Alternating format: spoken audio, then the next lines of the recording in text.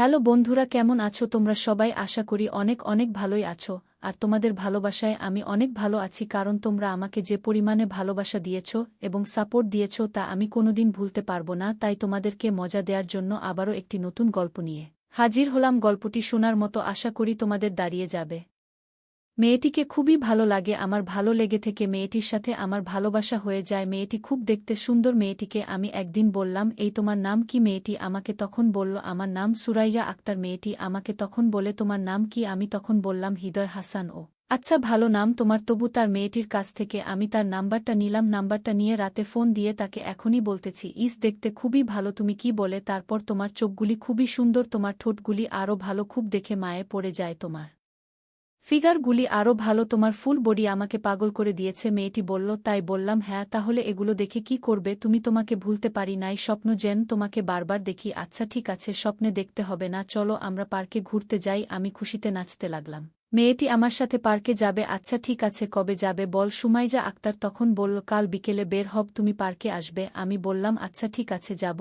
আমি সেদিন দেরি হয়ে যায়, বের হয়ে যায় বিকেলে মেয়েটির সাথে দেখা করতে। হ্যাঁ, সময়ের আক্তারের সাথে দেখা হয়ে যায়। দেখা হওয়ার পর আমি তাকে দেখে অবাক হয়ে তাকিয়ে থাকি। আরে কি সুন্দর, মাথায় নষ্ট। তাকে একটু জড়িয়ে ধরতে পারলে তখন আমি তোমাকে বললাম, প্লিজ আমাকে কথা রাখবে তোমায় একটা। তখন বলল, তুমি বলো। আমি বললাম, তখন তোমাকে একটা কিস করব। মেয়েটি তখন বলে, কিস করা যাবে না, ঠোঁট লাল হয়ে যাবে। আমি তখন বল, আচ্ছা ঠিক আছে, আমি তোমাকে কিস করব না, আমি তোমাকে মনে করে দেখব, তাকিয়ে থাকব, এ কথাটা রাখ আপাতত। মেয়েটি তখন বল, আচ্ছা ঠিক আছে, তুমি আমার দিক তাকিয়ে থাকো, আরও অনুভব করো। আমি তখন বললাম, হ্যাঁ তাই করব। আমি সময়ের দিক অনেকক্ষণ ধরে তাকিয়ে আছি, চোখ সরাতে চায় না বারবার। এভাবে 2 ঘন্টা পার হয়ে যা, সন্ধ্যা হয়ে আসলো। সময় এতক্ষণ বলল, আমি বাড়িতে চলে যাব। আচ্ছা ঠিক আছে, তাহলে আজকে যাও। আমি সুমাইয়াকে রিকশায় উঠায় দিলাম। সুমাইয়া তাদের বাড়িতে চলে যা। বাড়িতে যাওয়ার পর রাতে ফোন দে আমাকে।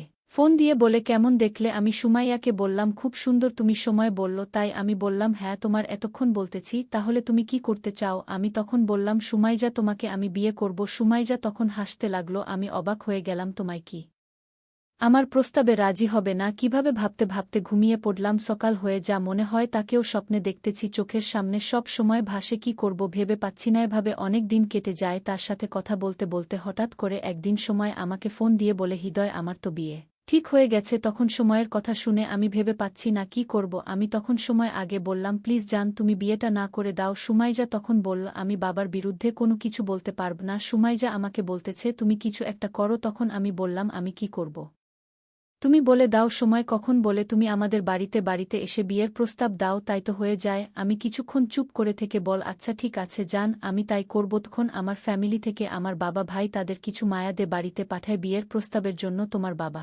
বিয়েতে রাজি হয় না, এ কথা আমি শুনে নিজেকে নিজের কান্না ধরে রাখতে পারতেছি না। এখন কি উপায়? এখন আমি কি করব? যদি সুমাইয়াকে না পাই তাহলে আমি আমার নিজের জীবনটাই শেষ করে দেব। এই কথা ভাবতে ভাবতেই কিছুক্ষণ পর সময় আমাকে ফোন দেয়। ফোন দিয়ে বলতেছে, বিয়ে তো করতে পারলে না আমাকে? আমার বিয়ের দাওয়াতে এসো তোমাকে। আমি তখন বললাম, আচ্ছা ঠিক আছে যাব। তোমার বিয়েটা কবে? সময় তখন বলল, সামনে মাসে 1 তারিখে। আমি তখন সময় আগে বললাম, আচ্ছা ঠিক আছে, তোমার বাসর রাত আমার শেষ রাত। সময় এই কথাটি শুনে অবাক হয়ে গেল, তুমি এমন কথা কেন বলতেছ? আমি তখন সময় আগে বললাম, আমি যদি তোমাকে না পাই এই জীবন আমি আর রাখব না। সময় তখন বলতেছে, তুমি এমনটা করবে না, আমি তোমাকে আজীবন ভালোবেসে যাব। তোমার কথাটা শুনে আমার চোখের জল আরও বেশি করে চলে আসতেছে। আমি অসহায় হয়ে গেলাম। মনে হয় 9 তারিখ কাল সুমাইয়ার বিয়ে। আমি মনে মনে ভাবতাছি, তোমাকে আমি কি দিব? একটা গিফট দিব। গীতা হল আজ রাতে আমার জীবনটা আমি শেষ করে দিব। সময় আর বিয়ের দিন আমি রেডি হইতেছি, বাজার থেকে শার্ট কিনে নিয়ে আসলাম, প্যান্ট কিনে নিয়ে আসলাম। আমি রেডি হয়ে তোমার বিয়েতে যাওয়ার জন্য প্রস্তুত নিলাম।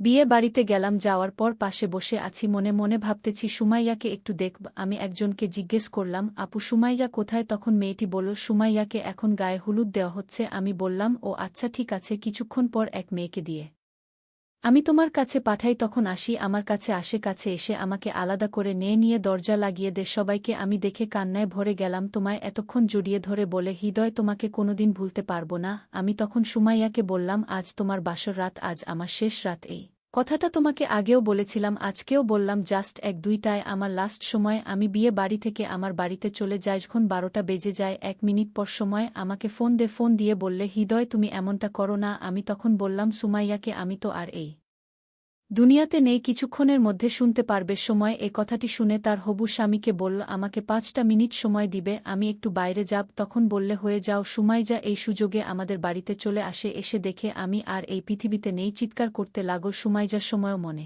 মনে ভাবছিল আমাকে ছাড়া কাউকে বিয়ে করবে না। ওই জায়গায় ও সময় সুমাইজা আমার সাথে সাথে তার জীবনটাও দিয়ে দিল। দুজনের ভালোবাসা অমর হয়ে রইল। গল্পটা কেমন লাগলো জানাতে ভুলবে না। আরও মজার মজার রোমান্টিক গল্প শুনতে চাইলে ভিডিওটি লাইক, শেয়ার এবং চ্যানেলটি সাবস্ক্রাইব করতে এবং বেল আইকনটি ক্লিক করতে ভুলবে না। ধন্যবাদ।